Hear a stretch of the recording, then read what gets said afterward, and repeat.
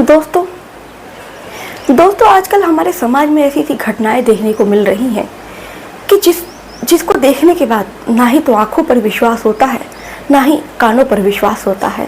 मैं ऐसा क्यों कह रही हूँ? आज समाज में जो अवैध संबंधों का सिलसिला शुरू हुआ है, न जाने वो कहाँ ख़त्म होगा। ऐसा ही एक महिला जो 3 बच्चों की माँ होती है, वो अपनी बेटी की शादी जो है एक लड़के से तय करती है। फिर होता दोस्तों कुछ ऐसा है कि ना जाने उस सास को ऐसा क्या हो जाता है कि वो अपने ही दामाद को दिल दे बैठती है।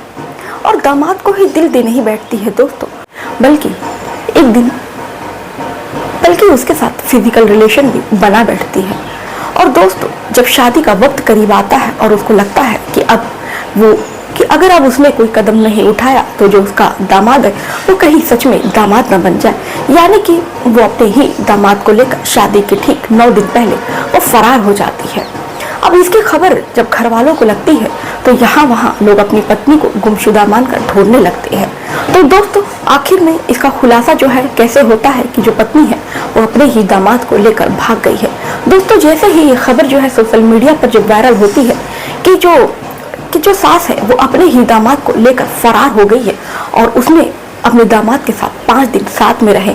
5 दिन वो साथ में रही, 5 अलग अलग जगहों पर वो अपने दामाद को लेकर घूम रही थी। जब मीडिया वालों ने जब पुलिस द्वारा उसको पकड़ा गया तो कुछ उसने ऐसा बताया जिसे सुनने के बाद आपको भी विश्वास नहीं होगा।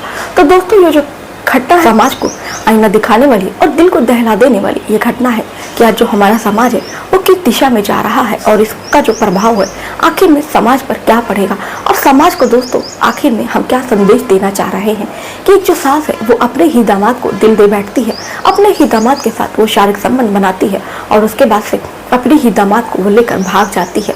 ना ही उसने अपनी इज्जत के बारे में सोचा, ना ही उसने अपनी बेटी के बारे में सोचा। एक माँ भला ऐसा कैसे कर सकती है? तो चलिए दोस्तों इस घटना को हम आपको विस्तार से बताएंगे। दोस्तों इस घटना को हम आपको विस्तार से बताएं और ये मामला जो है वो कहाँ का है ये हम आपको बताएं। इससे पहले दोस्तों आपसे एक छोटी सी गुजारिश है कि अगर दोस्तों आप चैनल पर नए हो तो चैनल को सब्सक्राइब कर लो, वीडियो को लाइक कर दो, बेल आइकन को क्लिक कर दो। आप चाहते हो कि मैं अपनी वीडियो में आप लोगों का नाम लूँ तो अपने नाम के साथ साथ अपने ज़िले, मोहल्ले, कस्बे का नाम करके ज़रूर बताया करें। तो चलिए दोस्तों इस घटना की शुरुआत करते हैं और बताते हैं कि दरअसल ये जो घटना है कहाँ की घटना है। दोस्तों दरअसल ये जो घटना है उत्तर प्रदेश की घटना है। उत्तर प्रदेश का एक जिला पड़ता है अलीगढ़। अलीगढ़ में एक थाना लगता है जिसका नाम मंडराग है और जो मंडराग के अंतर्गत जो गाँव आता है जिसका नाम मनोहरपुर है। मनोहरपुर की रहने वाली सपना देवी जिसकी शादी जो है सन 2007 में जितेंद्र उर्फ जीतू से होती है। दोनों की शादी होती है, दोनों काफी ज्यादा एक दूसरे के साथ खुश थे, सब कुछ अच्छा चल रहा था। फिर वक्त जो है वो आगे बढ़ता है, सपना देवी को एक बेटी पैदा होती है, पहली संतान पैदा होती है। घर में काफी ज्यादा खुशियों का माहौल था। उसके बाद से कुछ वर्षों के बाद से सपना देवी जो है उनको एक और बेटा पैदा होता है। कुछ सालों के बाद से फिर एक और बेटे का जन्म होता है। इसी तरह सपना देवी और जितेंद्र के 3 बच्चे थे। सन 2007 में दोनों की शादी हुई थी। अब देखते देखते जो बच्चे हैं दोस्तों वो धीरे धीरे करके बड़े होने लगते हैं। इधर जो सपना की बेटी थी जिसका नाम शिवानी होता है वो 8वीं की परीक्षा पास कर लेती है। गांव में ये रिवाज होता है कि लड़कियों की जो शादी है वो बहुत ही जल्दी कर दी जाती है। अब जब शिवानी जो है वो 8वीं की परीक्षा पास कर लेती है तो जो शिवानी की माँ होती है और शिवानी के जो पिता होते हैं यानी कि जितेंद्र और सपना जो है अपनी बेटी के लिए रिश्ता ढूंढने लगते हैं। यहाँ वहाँ वो रिश्ता तलाश करते हैं लेकिन उनको कहीं भी कोई भी लड़का जो है पसंद नहीं आता है। ऐसे में वो एक रिश्तेदार से मदद मांगते हैं और फिर उससे कहते हैं कि मेरी जो बेटी है वो बड़ी हो गई है, उसकी शादी करनी है, कोई लड़का हो तो बताना। अब जो रिश्तेदार वाले होते हैं फिर वो एक लड़के के बारे में बताते हैं जो अलीगढ़ का रहने वाला होता है जिसका नाम राहुल होता है। अब सपना और जितेंद्र जो है वो राहुल के घर जाते हैं, अपनी बेटी का रिश्ता पक्का करते हैं। बातचीत है जो सब तय तमाम हो जाती है। और जो राहुल था, राहुल के पिता का नाम होलहाल होता है। राहुल की जो उम्र थी वो 20 साल की होती है। राहुल जो था अलीगढ़ का रहने वाला था अलीगढ़ में एक गांव पड़ता है जिसका नाम मछरिया थाना दारो गांव होता है। अब दोनों के घर वाले एक दूसरे से मिलते हैं, रिश्ते की बातचीत जो है वो तय होती है। सन 2024 में दोनों का रिश्ता जो है वो तय हो जाता है। इधर जो लड़की वाले होते हैं लड़के वालों से रिश्ता तय तमाम करके चले जाते हैं। अब इधर जो सास होती है सपना देवी, वो बराबर जो है अपने दामाद के कांटेक्ट में रहती है, अपने दामाद से वो बातचीत किया करती है। और उसके बाद से पहले तो ये जो बातचीत है शुरुआत में 2-3 घंटे हुआ करती है, लेकिन जैसे जैसे वक्त आगे बढ़ता है वैसे इन दोनों की जो बातचीत है वो बिल्कुल घंटों में बदल जाती है। फिर 11-11 घंटे या 15-15 घंटे एक दूसरे से बात किया करते हैं। जब सपना देवी का जो पति होता है जो जितेंद्र, वो पूछता है कि आखिर में तुम इतनी देर किससे बातें करती हो, तो जो सपना देवी है वो कहती है कि अपने दामाद से बात कर रही हूँ। शुरू के दिनों में जो जितेंद्र होते हैं उन्हें शक नहीं होता है, क्योंकि उन्हें लगता है कि जो सास और दामाद का रिश्ता होता है वो माँ बेटे के समान होता है, माँ बेटे जैसा रिश्ता होता है। इसलिए यहाँ पर कोई भी शक की गुंजाइश नहीं है कि वो अपनी पत्नी पर और अपने दामाद पर कुछ ऐसा शक करे। इधर जो है कई महीनों से दोनों में बातचीत जो है वो होने लगती है, और बातचीत जो है पूरी दिन होती है, पूरी रात होती है। लेकिन कहीं ना कहीं थोड़ा जो शक है वो जितेंद्र को होने लगता है, उर्फ जीती को होने लगता है। लेकिन कहते हैं रिश्तों की लाज ही कुछ ऐसी होती है कि ऐसा कुछ कहने से पहले भी इंसान को 100 बार सोचना पड़ता है कि वो जो इंसान है उसे ही लगता है कि शायद मैं ही गलत हूँ, शायद मेरी ही सोच कुछ गलत है। लेकिन शायद जितेंद्र को ये नहीं पता था कि दरअसल वो जो सोच रहे हैं वो सही सोच रहे हैं, क्योंकि सास और दामाद का रिश्ता नहीं बल्कि ये एक प्रेमी और प्रेमिका का रिश्ता बन चुका था। ये सब इधर चल ही रहा था कि एक दिन जो है 1 मार्च सन 2025 को सपना जो है अपने पति को फ़ोन करती है और बताती है कि दरअसल दामाद की जो तबीयत है वो बहुत ज़्यादा ख़राब हो गई है, तो मैं सोच रही हूँ कि दामाद को देख आऊँ। तो जो जितेंद्र होते हैं वो भी कहते हैं कि हाँ तुम सही कह रही हो, एक काम करो तुम चली जाओ दामाद को देखने के लिए। सास कहती है कि ठीक है मैं जा रही हूँ, लेकिन मैं कल जाऊँ, लेकिन मैं सोच रही हूँ मैं सुबह को कल जाऊँ और शाम को वापस लौट आऊँ। तो जितेंद्र कहते हैं कि ठीक है तुमको जैसा सही लगे तुम वैसा करो। अब जो सास होती है फिर वो अपने दामाद को देखने के लिए वो जाती है। जिस दिन वो जाती है उसने वादा किया था कि वो सुबह को जाएगी, शाम को लौट आएगी। इधर सपना जो है जब वो अपने दामाद के घर राहुल के घर पहुंचती है और अपने दामाद को देखती है, उसके बाद देखने के बाद से जैसे ही शाम होती है वो अपने दामाद से कहती है कि अब मुझे चलना चाहिए। तभी उसका जो दामाद होता है राहुल, वो अपनी सास को जिद करने लगता है कि अब एक काम करो, रात हो ही गई है, आप इतनी शाम को कहाँ जाओगी, अब सुबह को घर चली जाना। वो अपनी सास से जिद करने लगता है यहीं पर रुकने के लिए।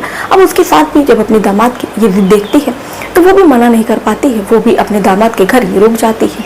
वहाँ पर रुकती है तो दोनों एक ही बेड पर सास और दामाद जो है वो सो जाते हैं। और उसके बाद से जो उसकी पत्नी है, दोनों के बीच में दोस्तों कुछ ऐसा होता है कि जिसे सुनने के बाद आपको भी ना विश्वास होगा, ना हमें भी ये इस पर विश्वास हुआ, ना ही इस पर कोई भी विश्वास कर पा रहा है।